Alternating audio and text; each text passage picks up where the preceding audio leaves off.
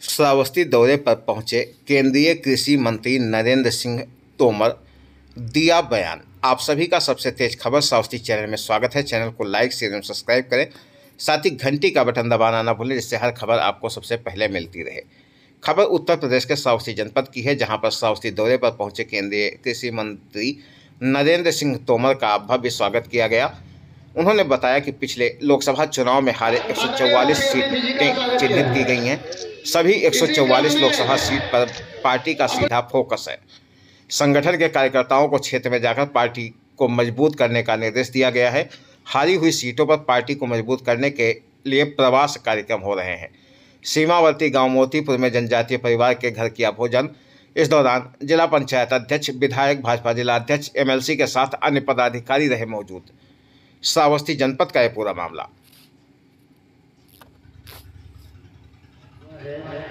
और आज भी मैं आप सब के बीच में अपने आप को पाकर निश्चित रूप से बहुत ही प्रसन्नता का अनुभव कर रहा हूं।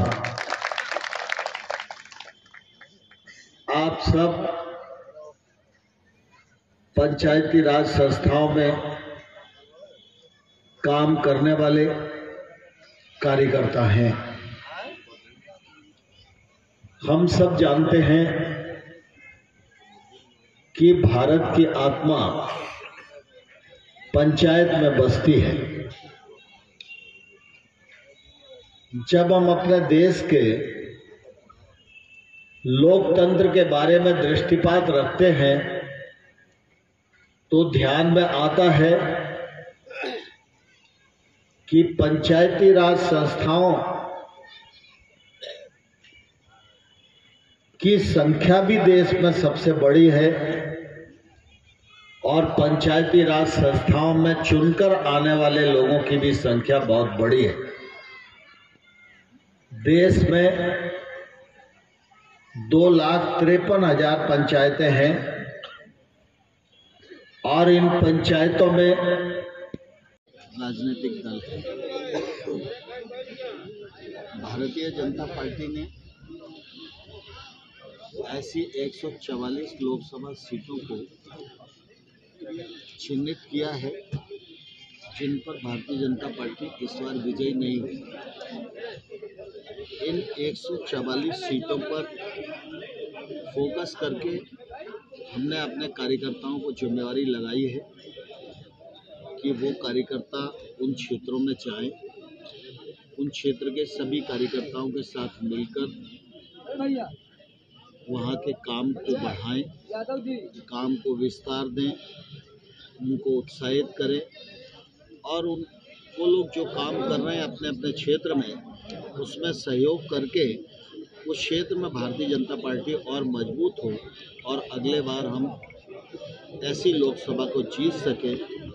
इस दृष्टि से यह पूरा विशेष प्रवास कार्यक्रम पूरे देश में बना है। मुझे भी उत्तर प्रदेश में 4 लोकसभा क्षेत्रों में जाना है, जिनमें अंबेडकर नगर और रायबरेली में हो आया हूँ। आज श्रावस्ती में हूँ और अभी एक आध हफ्ते बाद मैं लालगंज में भी आऊँगा। तो कुल मिला के संगठन का व्याप्य बढ़े और भारतीय जनता पार्टी की जीत सुनिश्चित हो, इसी दृष्टिकोण के आधार पर ये प्रवास योजना बनी है।